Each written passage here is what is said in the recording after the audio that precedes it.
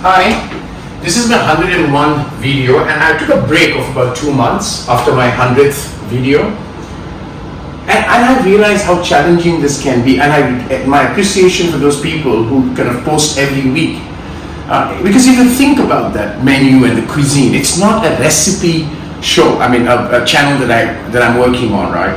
It's about heritage, a twist and a tale. So I took those 2 months to kind of conjure a few more kind of dishes which have come over the next couple of months.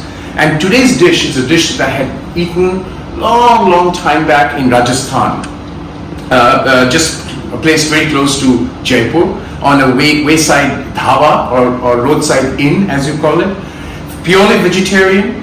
And I'm going to take this dish, very interesting dish, and I'm going to cook this for you today. Here is the tempering for the curry, the tempering spices.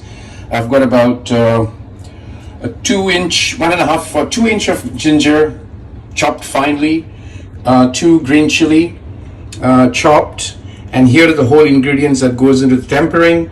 That's cumin, fennel, nigella, and this is methi or fenugreek seeds. So this goes into tempering, and then there is the curry sauce that's made out of yogurt, which you're going to show in subsequent steps. So let's start the cooking.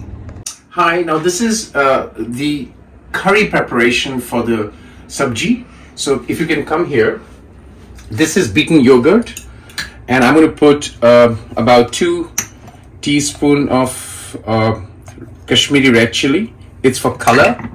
Then I'm going to put coriander powder, 2 tablespoons, and a pinch of turmeric to give the color, right? And I'm going to beat this up, and that's the base of the curry, right? And it's a simple dish to make. The only effort, if at all, is in making the papadam. Now, you can make the papadam in your microwave, or you can roast it, or you can actually put it in a pan. I would suggest not to roast it, because if you roast it, and when you break it up, as you will see when I do, it gets into crumples, right? Because the roasting does not happen uniformly, right? So either microwave or do it in a pan, which I will show you how to do. So that's all the preparation done. We come in and cook. The cooking medium must be ghee. I was told this many times, it has to be ghee, not in any other medium, right? So this is a dish recreated after 20-25 years. So yeah, we'll come back and do the final step of cooking. Okay, now I'm going to make the papad for the papad ki sabji, the papad vegetables. Now I said you can make it in microwave. I don't have a microwave at home. I don't do anything in microwave. So I'm going to do it a traditional way, which is doing it, heat up a flat bottom pan, and then you just do this. And you just start to, like you do a chapati, you can heat it up. Make it about 80% cooked, because remember, this is going to cook even in the with the vegetables. So it's a little bit of an effort if you don't have a microwave, but if you have a microwave, it's very quickly done. So this is what I'm going to do. For the size of the dish I'm making, you should need at least 8 papad, and then each you divide it into about 4 or 6, depending on how much you want to have with it. So that's how you're going to do this. Okay, here I've roasted the papad on my pan because I don't have a microwave. I've roasted 6 because the size of the papad is slightly bigger than what generally is. So I would keep it, depending on the size of your papad, you can decide. And this is roasted already.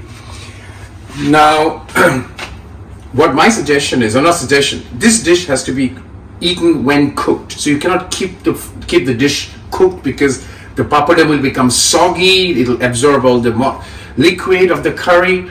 So what I do is I make the base, the curry, and keep it ready. And just before serving, I'm going to put the papadam and serve. So that's the way to do this dish. Yeah. So just a little trick there. So we'll come and do the cooking. All right, this is the cooking time. So I have got in my pan, my pot, I've got about 2 tablespoons of ghee. And again, ghee is not unhealthy, as people keep telling me, unless of course anything in excess is unhealthy anyways. So to this, I'm going to add the ginger and the chopped chili. Right, so I'm just going to fry it lightly.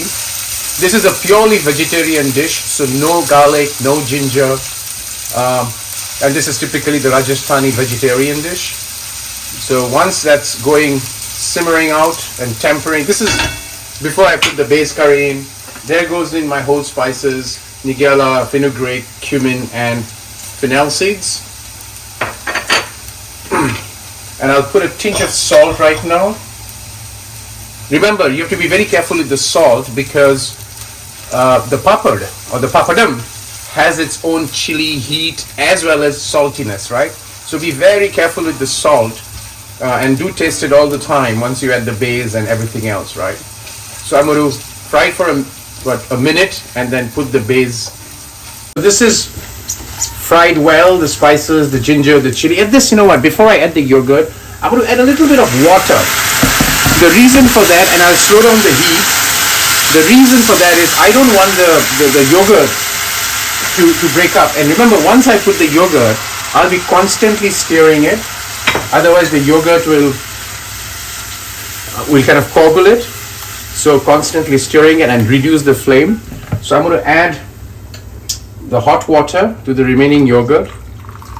You should add a little bit more water to this because remember the papadam is going to absorb the water, right? So and I'm going to make the base. I've got some friends coming over for dinner, so I'm making something unique for them. So I'm going to make the base, keep it ready, and just before serving the dinner, which is probably about 8:30 p.m., I'm going to add the papadam to it. But always add more water to this because the papadam will absorb a lot of water when you add it. So this is it. This is it. So the base is done, right? I'm going to cook the base, bring it to a boil, just leave it there, do the salt test, and just before serving to the guests, I'll put the papadam, bring it to a boil. First bring the curry to the boil, put the papadam and serve. Now, friends are all here, serving time. So I've got this boiled up already, right? The curry, the base. What I'm going to do is I'm going to take this papad, just break it in half, and I'm going to make it into another half, and I'm just going to slip it in there. And I'll make it into smaller pieces so that it's, and again this,